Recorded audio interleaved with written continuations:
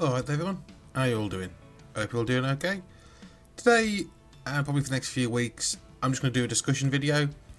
I'm actually moving house at the minute, so all my filming gear is currently in several boxes. So, whilst I have my computer, I can at least do these sorts of videos. And lucky for me, there's a fair bit of content I can talk about.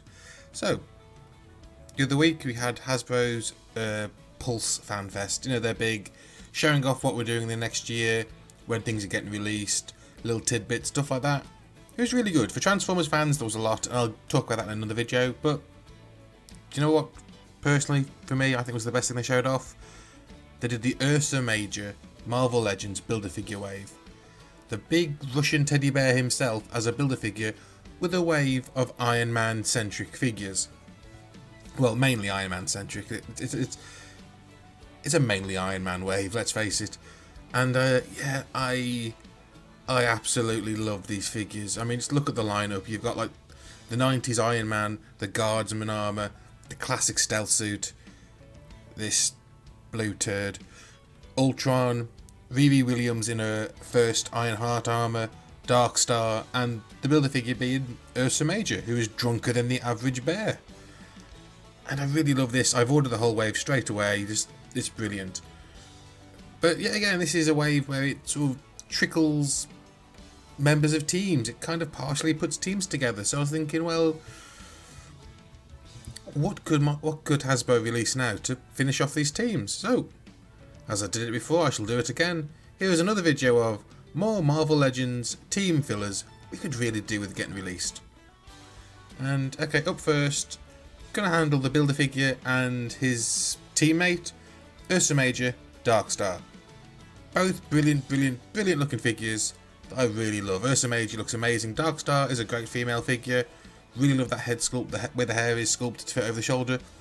Looks amazing. These two, as I said, are a team, or part of a team. They are part of the Russian superhero team, the Winter Guard, who are basically like Russian Avengers, and their classic team is made up of Ursa Major, Darkstar, the Crimson Dynamo, and the Red Guardian.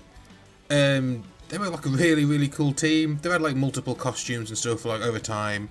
Red Guardian's costume has changed as the person in the costume has changed. And of course Crimson Dynamo, like Iron Man, has changed his costume over time. His armour is upgraded. And like nowadays, it's a much bigger group. It was kind of formed as a way in the current Aaron Avengers run. It's like a opposing force to the American Avengers. And it looks really cool. I mean, I'm not clamouring for any of those other figures, except for maybe Vostok, like the Russian Vision. That I think's rather cool. And that big, chunky Crimson Dynamo suit looks really cool. Actually, yeah, that's one thing we could do with a classic red Crimson Dynamo. Because like, the classic suit looks really cool. I really like it. And yeah, he's had a couple of different costumes. And I know one was recently made into a Build-A-Figure. But that Crimson Dynamo was, well, it was based on a particular comic book look for the Crimson Dynamo, and it isn't really the one any comic book fans think of when they think Crimson Dynamo. They think the big red Russian costume, or big red Russian armour. And we did get that years ago as a 3 3/4 inch figure in like the Iron Man 2 small figure line, and I have that. It's really cool. I just really wish we could get a larger one. Maybe Build-A-Figure size. I'd happily accept one in like just a large regular figure size. That'd be cool, but come on, we really need one. And the other member, well, the other core member, of course, as I said, was Red Guardian, like the Russian Captain America. He's actually appearing in the upcoming Winter Soldier movie. Not Winter Soldier, Black Widow movie. That's the one. In a really sort of semi-comedic, semi-serious fashion, and I'm really looking forward to seeing it. And we are getting Marvel Legends figures of that version. One is a solo release. One is a 2-pack with the other Black Widow, Melina, oh, I can't think what her second name is, but the other Black Widow, the White Widow, I think, by the look of it. And I know a lot of you are thinking, yes, we did get a Marvel Legends figure of this classic design. It's a really great figure.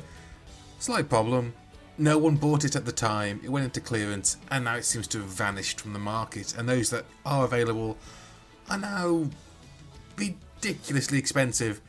Because of the fact Ursa Major and Darkstar coming out, because he's appearing in the Black Widow movie, because people need him now to finish off the core Winter Guard team. It's like, oh, for frig's sake, I should have bought this fella when he was like £6 on clearance in bloody home bargains. But no, now he's about £50 if you can actually find him. So yeah, they could really do with a new version of him being released, and hopefully they do. So, because the Winter Guard are a really cool team. I actually would really love to have the team completed on my shelf. They're a nice, fun little alternative to the Avengers. Yeah. Oh, and speaking of alternatives to the Avengers, the big draw of this series, or this wave to me, apart from Ursa Major, who's also cool, and Riri Williams, whose Ironheart armour looks amazing, the face sculpt on that is beautiful, is the modular 90s armour. This is the Iron Man armour I think of when I think Iron Man. It's the armour from the old Marvel vs. Capcom games, and more importantly, it's the armour that appeared in the Iron Man animated cartoon back in the 90s. That was probably my gateway into Iron Man, and along with the Spider-Man, the X-Men cartoon, and the old Hulk one. Well, the 90s, I say old, God. It's the 90s, oh God, that is old, that's 30 years ago. Oh no. But yeah, this is the Iron Man I think of for that. And it is like quintessential Iron Man to me. But the thing with that cartoon is Iron Man wasn't alone. He had a group with him, and that group was a cartoonified version of the classic, I say classic, 90s yet again, Forceworks team, which is kind of like an alternative of Avengers, very 90s-fied, like very serious, kind of like the Avengers version of X-Force, so you can imagine that. And they had a core team really at heart, which was Iron Man, Julia Carpenter, Spider-Woman, Scarlet Witch, John Walker as US Agent, and the Sentry, which was a new character introduced in there. We've had some of those figures already. I say this modular Iron Man is coming out. The Julia Carpenter Spider-Woman is available, and I've actually had to pre-order. I've actually had to order another one because mine got turned into a She-Venom customer. I regret doing that. It was a bit of a mistake. But we haven't had figures for the other ones. Well, we've had Scarlet Witches, I suppose. So yeah, we could futz about a Scarlet Witch into the team. But the other core members, like John Walker's US Agent, had a very distinct 90s costume. Kind of ridiculous.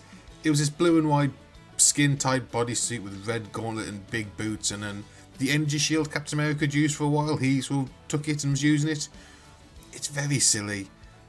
I'd really like to see it being made, because I know, like, John Walker obviously is now in the Falcon and the Winter Soldier TV show.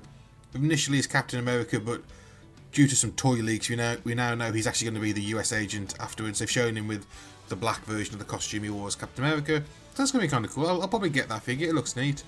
But I'd really like that stupid 90s costume to finish off the team. Well, to add to the team. It's ridiculous, but I think it's going to be really easy to make. It's just a very skin-tight bodysuit with gloves and a clear plastic shield. It's not going to be hard. So we've had we've had figures of US Agent, which could also be referred to as the Captain, because it was also a costume Steve Rogers wore for a while when he was disassociating himself from the US government, so he was just operating under the name The Captain, and he wore the same costume, which John Walker then took over afterwards.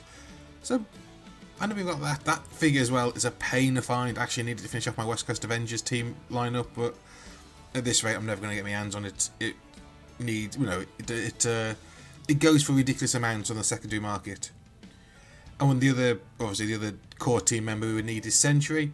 This very 90s Spawn-esque, actually very Spawn-esque looking at it, alien member of the team. It'd have to be like 90% a new sculpt, but it's an interesting design. It might make a really cool, interesting figure. You never know. I hope they make it. It's going to be one of those deep dive figures, but Hasbro are doing the occasional deep dive figure, so hopefully we'll get him. Oh yeah, one thing with this wave that really annoyed me. I'll get into the... Okay. One thing this wave needed was more Iron Man villains.